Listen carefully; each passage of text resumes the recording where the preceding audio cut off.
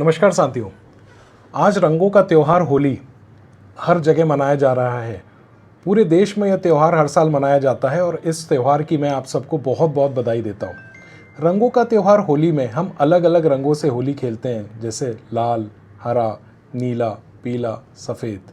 और इसी तरह से हमारे इन्वेस्टमेंट में भी हर तरह का इन्वेस्टमेंट का इंस्ट्रूमेंट होना चाहिए, जैसे FD, mutual funds, life insurance या फिर पीपीएफ या फिर और भी बहुत सारे इंस्ट्रूमेंट्स जो मार्केट में अवेलेबल हैं। तो मैं कहना क्या चाहता हूँ आपसे, मैं आपसे ये बात कहना चाहता हूँ, जैसे हम अलग अलग रंगों से होली खेलते हैं और पर्पस होता है एक दूसरे को रंगना, एक दूसरे के साथ खुशियाँ मनाना, इसी तरह से अपने इन्वेस्टमेंट को भी हम डाइवर्सिफाइड करके अल्टीमेटली अपनी लाइफ के गोल्स को अचीव करते हैं। जैसे कि मेरी लाइफ के गोल्स हो सकते हैं मेरी रिटायरमेंट, मेरे बच्चों की एजुकेशन, या मेरा सिंपली वेल्थ क्रिएशन गोल हो सकता है, या मुझे घर खरीदना है, उसका डाउन पेमेंट करना है। तो बहुत सारे इस तरह के गोल्स जो कि हम अलग अलग तरह के इन्वेस्टमेंट्स को करके अचीव करते हैं। पर कहना मैं ये चाहता हूँ कि इसको ही पोर्टफोलियो का डाइवर्सिफिकेशन कहते हैं। जैसे आप भी एक अकेले रंग से होली नहीं खेलते हैं, इसी तरह से आपके भी पोर्टफोलियो में सिर्फ एक तरह का इन्वेस्टमेंट नहीं होना चाहिए।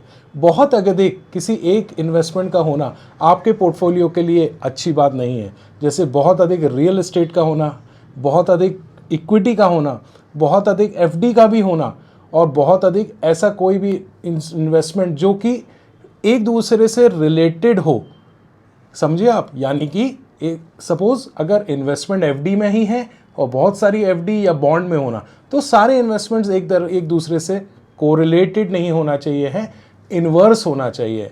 जैसे गोल्ड का इन्वेस्टमेंट भी होना चाहिए, एफडी भी होना चाहिए, या मैंने जिस तरह की इन्वेस्टमेंट की बात करी।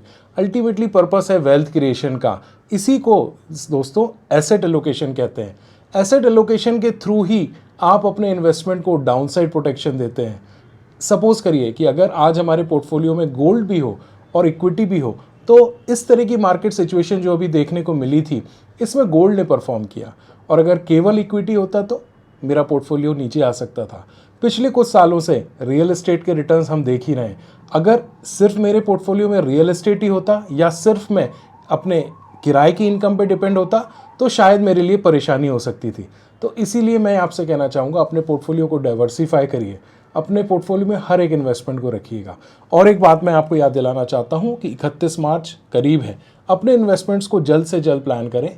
जहाँ भी आप इन्वेस्टमेंट टैक्स सेविंग करके इन्वेस्टमेंट के थ्रू अपना टैक्स बचाना चाहते हैं, जैसे म्यूचुअल फंड्स हो गया, लाइफ इंश्योरेंस हो गया, इक्विटी फंड ईएलएसएस हुआ, या फिर लाइफ इंश्योरेंस के अलावा आपका अगर आप और भी अदर इन्वेस्टमेंट करके टैक्स को सेव करते हैं, सेक्शन 80D बहुत इंपॉर्टेंट सेक्शन है, तो इसको जल्द से जल्द निपटा लें, लास्ट मोमेंट के लिए वेट ना करें।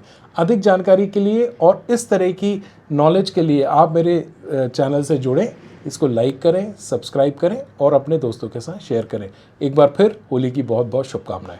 धन्यवाद।